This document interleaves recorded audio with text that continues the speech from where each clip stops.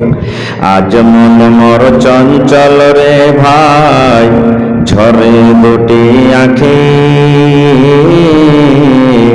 বুঝাইলে বোঝিস না তুই কোন জঙ্গলের পাখি রে। আজ মন মোর চঞ্চল রে। কাঁচা বাঁশের খাট বাঁধিবে শুকনো পাতের ডোর, কাঁচা বাঁশের খাট বাঁধিবে শুকনো পাতের ডোর। এমন করে বাঁধবে রে মন চলবে না তোর জোর রে। আজ মন মোর চঞ্চল রে। বইরের পাতায় গরম পানিতে মন তোকে গোসল করাবে।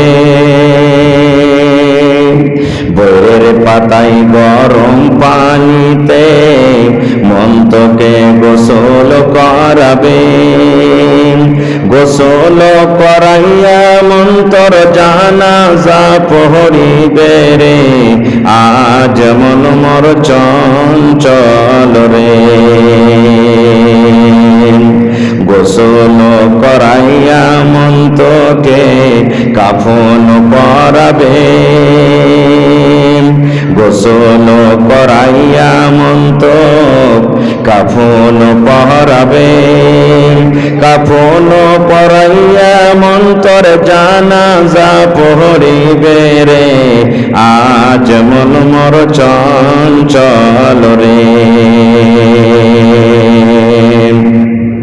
মা কান্দিবে বেটার বেটা, বোন কান্দিবে ভাই। মা কান্দিবে বেটার বেটা, বোন কান্দিবে ভাই। পরের বেটি সেও তো কাঁদবে আর তো কেহ নাই রে। আজ মন মোর চঞ্চল রে। মা কান্দিবে বেটার বেটা, বোন কান্দিবে ভাই। ঘরের বেগম সেও তো কাঁদবে আর তো পাই নাই রে। আজ মন মোর চঞ্চল রে। আজ মন মোর চঞ্চল রে ভাই, ঝরে দুটি আঁখি, বুঝাইলে বোঝিস না তুই কোন জঙ্গলের পাখি রে। আজ মন মোর চঞ্চল রে। নারে তাকবীর। আজকে জলসার যোগ্যতম শ্রদ্ধেয় সভাপতি সাহেব, সামনে বসে থাকা ইসলাম দরদি দিন দরদি ভাই বাবাজিরা, পর্দানশীল মায়েরা এবং খালারা, সমস্ত তারিফ ও গুণগান সে মহান আল্লাহ তাবারাক ওয়া তাআলার জন্য, যে মহান আল্লাহ তাবারাক ওয়া তাআলা আজকে আমাদেরকে এই আড়াবাড়ি জামা মসজিদের প্রাঙ্গণে একত্রিত হয়ে নরম গরম বিছানাকে ত্যাগ করে কিছু বলার ও শোনার তৌফিক দিয়েছেন। তাই আমরা সে আল্লাহর প্রশংসা করি। অন্তর থেকে মোহাব্বতের সাথে সকলেই পড়েন আলহামদুলিল্লাহ। একটু মুখ খুলে জোর করে পড়েন ভাই আলহামদুলিল্লাহ। তারপর আমাদের শেষ নবী হযরতে মুহাম্মদুর রাসূলুল্লাহ পড়েন সাল্লাল্লাহু আলাইহি ওয়াসাল্লামের পর অগণন দরুদ শরীফ শান্তির দ্বারা বর্ষিত হোক, আমিন। আল্লাহুম্মা সাল্লি আলাইহি আল্লাহুম্মা বারিক আলাইহি। ভাই মুসলমান, আজকে আমি আপনাদের সামনে কোরআন মাজিদের একখানা আয়াত তেলাওয়াত করেছি। সে আয়াতটাকে সামনে রেখে মোহাব্বত ভালোবাসা সম্পর্কে কিছু কথা বলবো। ভালোবাসা কাকে বলে? মা বেটার ভালোবাসা, বাপ বেটার ভালোবাসা, স্বামী স্ত্রীর ভালোবাসা, ভাই ভাইয়ের ভালোবাসা, ভাই বোনের ভালোবাসা, পাড়া পড়োশির ভালোবাসা, এরকম ভাবে বিভিন্ন রকমের ভালোবাসা আছে। কিন্তু আজকে এমনই একটা ভালোবাসার কথা বলবো যাকে ভালোবাসতে গেলে আল্লাহ তাবারাক ওয়া তাআলা জান্নাত দিবেন, আর ভালো না বাসতে গেলে আল্লাহ রাব্বুল আলামিন জাহান্নাম দিবেন। কোন লোকটা এমন আছে তার আগে একটা কথা আর বলি, এখন গরম চলছে না, চলে না ভাই? একটু কথা বলবেন আমার সাথে। আর আপনার যে যেগুলা গল্প আছে ওগুলোকে বন্ধ করে দেন। এখন গরমের টাইম না ঠান্ডার সময়? কথা বলেন। গরমের সময়। কিন্তু কোনোদিন একটু ভাবা চিন্তা করেছেন যে গরমটা আসছে কোথা থেকে? কারণ জানুয়ারি ফেব্রুয়ারিতে ঠান্ডা হয়, হয় না? হয় না? ওইটাই সূর্য, ওইটাই দিন, ওইটাই সবকিছু, তখন হয়েছে ঠান্ডা। আর ওই সূর্যতে ফিরে এখন হচ্ছে গরম। কারণটা কি? এটা একটা প্রশ্ন জাগছে না জাগে না? হ্যাঁ না বলেন, জাগে না? আর জাগে না ভাই? কি কারণে হয়? সুবহানাল্লাহ। ভাই রে, এই গরমটা কোথা থেকে আসছে একটু শুনেন হাদিসের কথা, বুখারী মুসলিমের হাদিস। আল্লাহ রাসূল সাল্লাল্লাহু আলাইহি ওয়াসাল্লাম বলেছেন, আবু হুরায়রা রাদিয়াল্লাহু তাআলা হাদিসের রাবী, যে জাহান্নাম নিজের শাস্তি নিজে সহ্য করতে পারে না। জাহান্নামের ভিতরে মেলা এরকম জাহান্নাম আছে, যে যেমন সাজা করবে আল্লাহ ওরকম সাজা দিবে। একরকম জাহান্নাম নাই। যেমন একটা ট্রেন একটা নাম, তো ট্রেনে কি একটা ডাব্বা থাকে? হ্যাঁ না বলেন, একটা ডাব্বা থাকে ভাই? মোটামুটি 25-30 টাকার আওয়াতে ডাব্বা থাকে। ওর মধ্যে থাকে এসি। ওইটাই ট্রেন। দিল্লি যাবেন, পাটনা যাবেন, ওই একই টাইমে পৌঁছাবে। এসি থাকে, ওর মধ্যে থাকে আপনার স্লিপার থাকে, রিজার্ভেশন করে দিচ্ছেন। আর ওর মধ্যে থাকে জেনারেল। থাকে কি থাকে না? কিন্তু ট্রেনে যারা সাফার করবে একই রকম আরামে যাবে না, যে যেমন টিকিট কাটবে তেমন সে পৌঁছবে। এসিতে যারা যাবে গরমের দিন আরাম পাবে না? পাবে না? হানা বলেন ভাই, পাবে না? পাবে না? পাবে। যারা রিজার্ভেশনে যাবে ওরাও আরাম পাবে, আর যারা জেনারেলে পাবে ওর গেলে এখন মরণ। সাফার করেছেন আলহামদুলিল্লাহ, বুঝতে পারছেন? এই মতো জাহান্নাম এক লয়। জাহান্নামের ভিতরে মেলাই তাবকা আছে, মেলাটি দরজা আছে। যে যেমন পাপ করবে দুনিয়াতে আল্লাহ ওরকম ওকে শাস্তি দেবে। এখন একটা লোক জেনা করেছে মনে করেন, আর একটা লোক জেনা করেনি, মাঝে মাঝে ঝুট কথা বলেছেন। এবার যদি আল্লাহ ওকে শাস্তি দেয়, দুজনকে থেকে বরাবর দিবে? হ্যাঁ বলেন, বরাবর দিবে? জীবনে আল্লাহ তাআলা বরাবর দিবে না। ভাইরে আমার, কথা হলো যে জাহান্নামটা, এই যে এক জাহান্নাম আর এক জাহান্নামকে মনে হয় খেয়ে নিবে, সহ্য করতে পারে না। আপনার যদি মুখ আর লাখখানটাকে চেপে ধরে নি, শ্বাস ছাড়তে পারবেন? শ্বাস ছাড়তে পারবেন ভাই? একটু কথা বলেন না যে ভাই, আপনারা কথা বলেন না, কি ব্যাপার? শ্বাস ছাড়তে পারবেন? মাদ্রাসার রুমে যদি সবটি লোককে ভরে দিই, আর ভরে দিয়ে যদি জানলা খিড়কি যদি বন্ধ করে দিই, আমার মনে হয় 5 থেকে 6 মিনিট টিকতে পারবেন না। পারবেন? পারবেন? পারবেন না টিকতে। কারণ আফর ফাফর লেগে দিবে। তাড়াতাড়ি করে বলবেন আর রুম খোলা হোক, রুম খোলা হোক। এই মতো জাহান্নাম মনে হয় এক জাহান্নাম দোসরা জাহানকে গিলে নেবে, খেয়ে নেবে, আর জাহান্নাম সহ্য করতে পারে না। তখন আল্লাহ তাবারক ওয়া তাআলাকে জাহান্নাম শিকায়ত করছে। জাহান্নাম আল্লাহকে বলছেন, সুবহানাল্লাহ, কি রব্বুল আলামিন, এ আমার রব, এ আমার পাক পরওয়ারদিগার। কে বলছেন? জাহান্নাম বলছেন, আল্লাহ আমরা আর আযাব সহ্য করতে পারি না, আল্লাহ আর তাপ সহ্য করতে পারি না, গরম সহ্য করতে পারি না। আল্লাহ আমাদেরকে ছটপটি লেগেছে, আহিটাই শুরু হয়েছে। আল্লাহ তুমি কোনো ব্যবস্থা করে দাও, আর আমরা সহ্য করতে পারি না। আল্লাহ রাব্বুল আলামিন জাহান্নামকে ডাকতে বলছেন, জাহান্নাম রে, যখন তোমরা নিজের আযাব নিজে সহ্য না করতে পারো, ইয়া কপারকে যখন তোমরা মনে হয় খেয়ে নেবে, এরকম অবস্থা হয়েছে, তোমরা একটা কাজ করো, আমি আল্লাহ রাব্বুল আলামিন আদেশ করি, এই জমিনের উপরে পৃথিবীতে জাহান্নাম তোমরা একটা শ্বাস ছেড়ে দাও, আর জমিন থেকে একটা শ্বাস তোমরা নিয়ে নাও। এই জাহান্নাম, একটা শ্বাস তোমরা জমিনের উপরে ছাড়ো, আর একটা শ্বাস জমিন থেকে নাও। এবার আপনি বলেন, এরকম করে আপনি ফুঁক দিবেন, গরম হাওয়া বাড়াবে না ঠান্ডা? আপনি ভিতর থেকে যখন বাইরে ফুঁক দিবেন, গরম হাওয়া বাড়াবে না ঠান্ডা? জোরে বলেন, গরম হাওয়া। আর যখন টানবেন তখন? জোরে বলেন। এখন যে গরম শুরু হয়েছে, এ মুসলমান, জাহান্নাম দুনিয়াতে শ্বাস ছাড়ছে, জাহান্নাম দুনিয়াতে শ্বাস ছাড়ছে। জাহান্নামের শ্বাসের কারণে আজ জমিনের উপরে আমরা চলাচল করতে পারি না, রাস্তাতে হাঁটতে পারি না, গরমের কারণে বিছানায় ঘুমাইতে পারি না। আর এই সূর্য যখন জমিন থেকে একবার শ্বাস টানবে, ওই শ্বাস টানার সাথে সাথে জমিনের ভিতরে ঠান্ডা চালু হয়ে যায়, ঠান্ডা আমরা সহ্য করতে পারি না। এবার আপনাকে একটা প্রশ্ন করব, সূর্য 24 ঘন্টাতে কয় ঘন্টা উঠে থাকলে? কয় ঘন্টা? মোটামুটি 10 ঘন্টা, 12 ঘন্টা, যারা বলেন 12 ঘন্টা। এবার যদি 12 ঘন্টা সূর্য উঠে থাকে, তারপরে 10 ঘন্টা 12 ঘন্টা আপনার এই রাত হয়ে যায়, সূর্য উঠে থাকে না। এবার বলেন মুসলমানের, যদি এই সূর্যটাকে আল্লাহ বলতেন, আমার সূর্য খবরদার তুমি ডুবতে পাবে না, 24 ঘন্টা তুমি জমিনের উপরে আলো দাও, বলেন তার তাপটাকে আমরা সহ্য করতে পারতাম? যারা বলেন পারতাম? হে মুসলমান, আজকে এত কোটি কোটি মাইল উচ্চতায় সূর্য আছে, তার তাপ গরম যদি আমরা সহ্য না করতে পারি, ওই দিনটাকে স্মরণ করেন রে মুসলমান, যে দিনটার ব্যাপারে আল্লাহ নিজের কোরআনে বলছেন, বান্দারে কিয়ামতের একটা দিন হবে 50,000 বছরকার সমান। পড়েন সুবহানাল্লাহ। কত বড় দিন হবে! একদিন নয় রে ভাই, 2 দিনের সমান নয়, 2 বছরের সমান নয়। আল্লাহর নবী বলেছেন, আল্লাহ কোরআনে বলেন 50 আলফা সানা, কিয়ামতের একটা দিন হবে 50,000 বছরকার সমান। আর আজকে এত কোটি কোটি মাইল উচ্চতে সূর্য আছে, কিন্তু সেই দিন এত উঁচাতে সূর্য থাকবে না।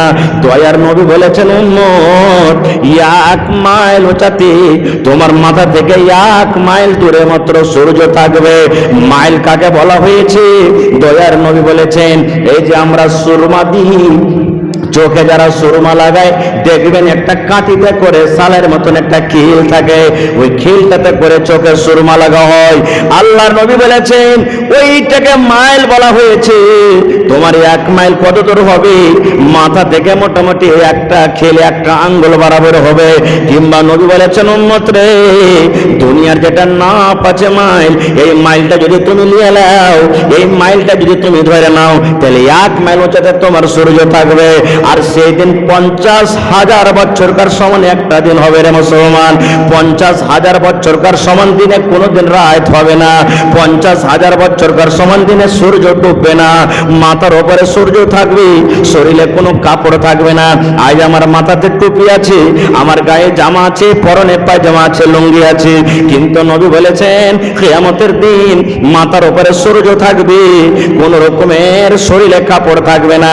আজ গরমের কারণে ফ্যান চালিয়ে দিয়েছি, নবী বলেছেন সেদিন পাঙ্খা থাকবে না রে, সেদিন কোনো ঘর থাকবে না, বাড়ি থাকবে না, মসজিদ থাকবে না, কোনো গাছপালা থাকবে না।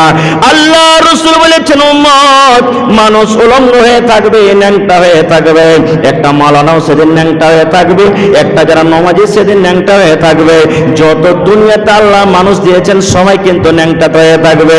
আল্লাহ নবীর স্ত্রী যখন কথাটা শুনলেন, মা আয়েশা রাদিয়াল্লাহু তাআলা আনহা এই শরমের কারণে, লজ্জার কারণে একটু মুখখানটা ঘুরিয়ে নিলেন, আর ঘুরিয়ে নেওয়ার পর বলছেন, ইয়া রাসূলুল্লাহ, বড় লজ্জার কথা গো নবী, সেই দিন যত লোক থাকবে নর নারী সবাই উলঙ্গ হয়ে থাকবে, কেমন করে নিজের ইজ্জতের রক্ষা করব, কেমন করে নিজের ইজ্জতটাকে ঢাকবো?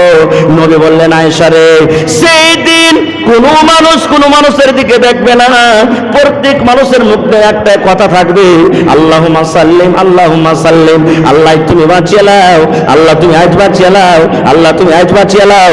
যারা নামাজ দুনিয়াতে পড়েছে ওরাও বলবে, একটা মাওলানা বলবেন, হাজিরাও বলবেন, নবীরাও বলবেন, বেনামাজিও বলবেন, একটা মুসলমানও বলবেন, গায়ের মুসলমানও বলবেন। দুনিয়াতে যত রকম মানুষ এসেছে আসবে, সমস্ত মানুষ কিয়ামতের দিন একটাই কথা বলবে, আল্লাহুম্মা সাল্লিম, আল্লাহুম্মা সাল্লিম, আল্লাহ তুমি বাঁচিয়ে নাও, বাঁচিয়ে নাও।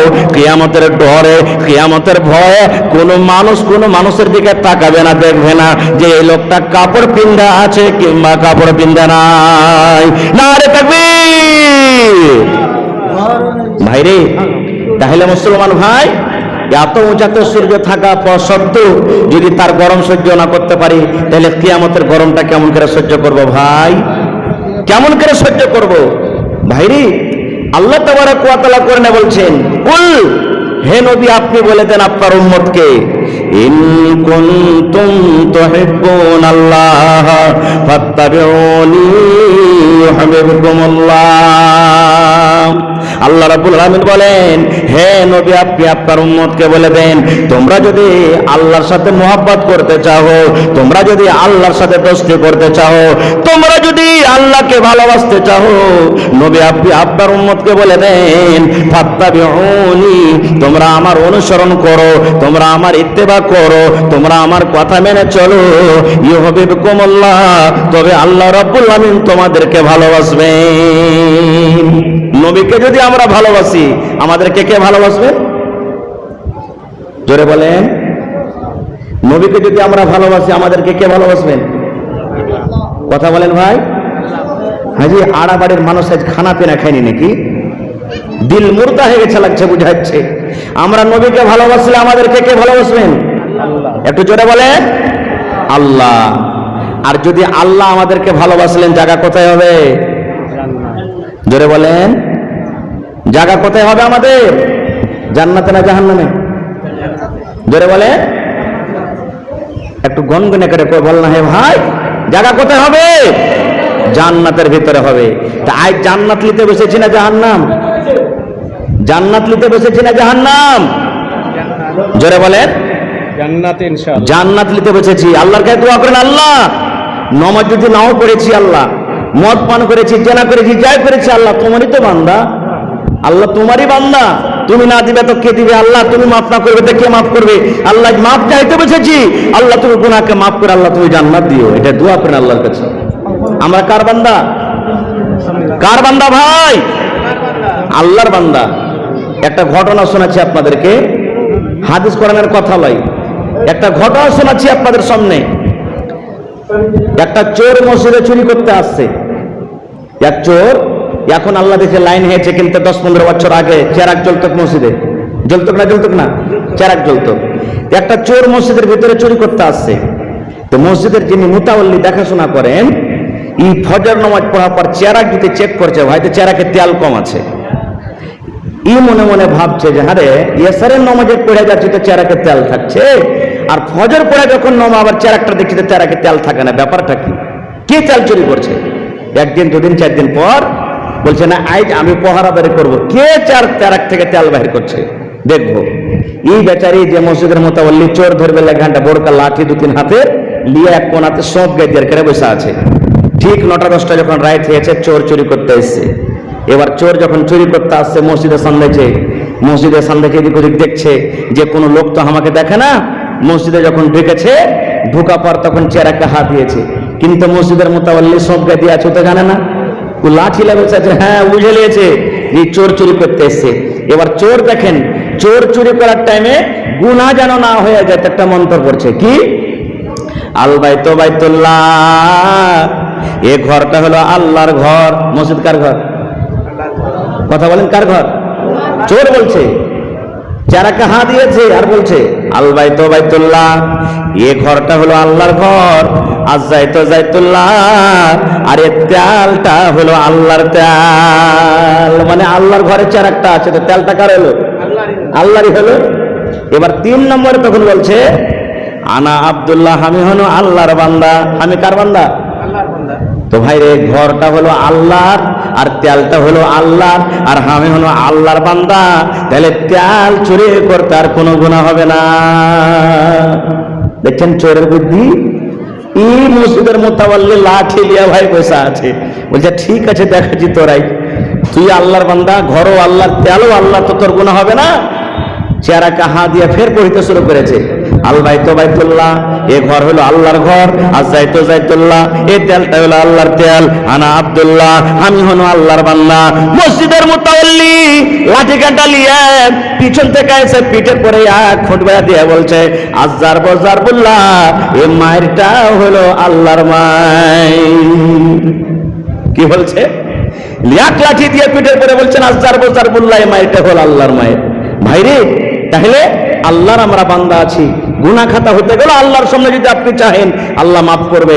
ভাই, ওয়াজ নসিহত করার সময় মেলায় আছে, মোহাব্বতে রাসূলের বিষয়ে যদি গল্প করা হয়, ওয়াজ করা হয় 2-4-5 ঘন্টা লাগবে, তবে 15 মিনিট আপনাদের সামনে 2-3টা হাদিসের কথা বলবো। সাহাবায়ে কেরাম নবীর কথা কেমন করে মেনেছেন। আজকে যদি কোনো ভাই যদি জুতা পিন্ডা মাটি দিতে চলে যায় কবরস্থানে, এই মুলবি সালা মুলবি থাম দেখছি, यार কপালে ব্যামলেট গেছে, লয়ালে পড়ে এসে ফতুয়াবাজি করছে। হাদিস বুখারী শরীফের, আপনারা সারা জীবন শুনে এসেছেন বুখারী শরীফের হাদিস। আল্লাহ রাসূল একদিন নামাজ পড়াইছেন, কোথায়? মসজিদে নববীতে। জুতা পিন্দা নামাজ পড়ছেন নবীজি, আর সাহাবায়ে কেরাম জুতা পিন্দা নামাজ পড়ছেন। মসজিদের ভিতরে জুতা পিন্দা নামাজ পড়ছেন। নামাজ পড়তে পড়তে এবার নবীজি জুতা খুলে দিলেন, নামাজের হালাতে জুতা খুলে দিলেন।